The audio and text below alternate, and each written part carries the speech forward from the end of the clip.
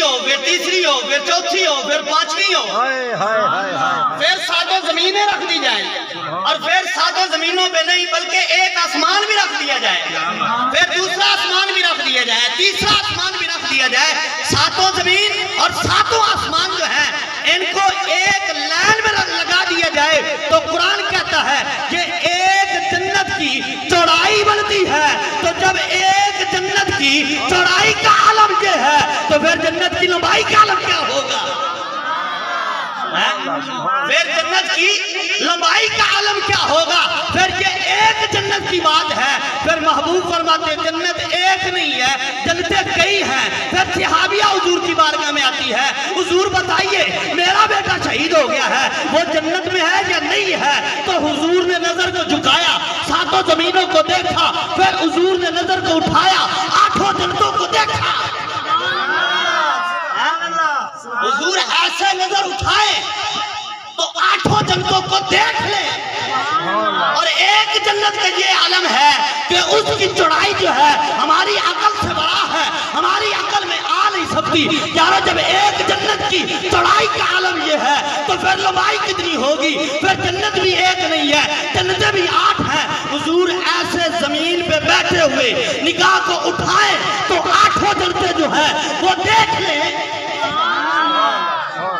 हुजूर जमीन पे बैठे हुए ऐसे निगाह को उठाए तो वो 8 जन्नतें जो है उनकी ज़ियारत भी कर ले और फिर हुजूर भी देख ले कि मेरा सहाबी, मेरा महबूब, मेरा गुलाम जो है किस जन्नत में है।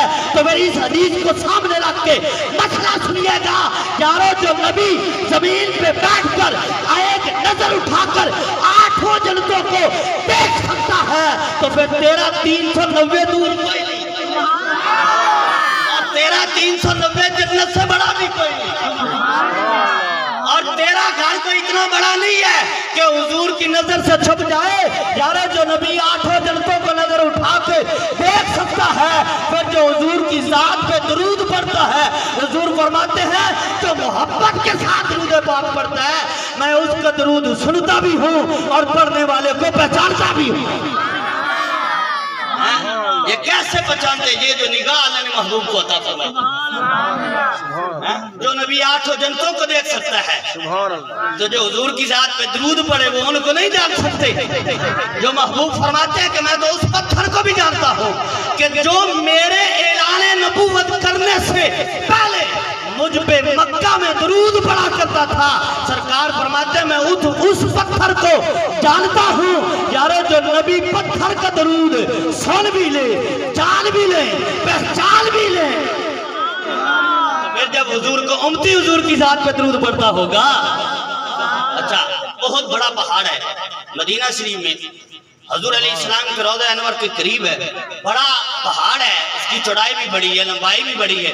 हुजूर फरमाते हैं ये मुझसे मोहब्बत करता है मैं इससे करता हूँ, ये मुझसे मोहब्बत करता है मैं इससे मोहब्बत करता हूँ। यारो कमाल की बात तो ये है, अगर पत्थर हुजूर की जात पे दरूद पड़े, हुजूर पत्थर को जान ले। अगर पत्थर हुजूर से मोहब्बत करे, हुजूर पत्थर को जान ले। अगर पत्थर का दरूद हुजूर सुन भी सकते हैं, पत्थर का दरूद हुजूर जान भी सकते हैं, पत्थर को हुजूर पहचान भी सकते हैं, तो हुजूर का उम्मती जब हुजूर की जात पे दरूद पढ़ता होगा फिर गौर करो, जो नबी पत्थर को जान पहचान सकता है वो अपने उम्मती को भी जानते हैं और पहचानते भी हैं कि कौन है, कहां से है, किस जगह से है, मेरी जात पे दरूद पढ़ रहा है। एक बार पढ़िए ना जिसे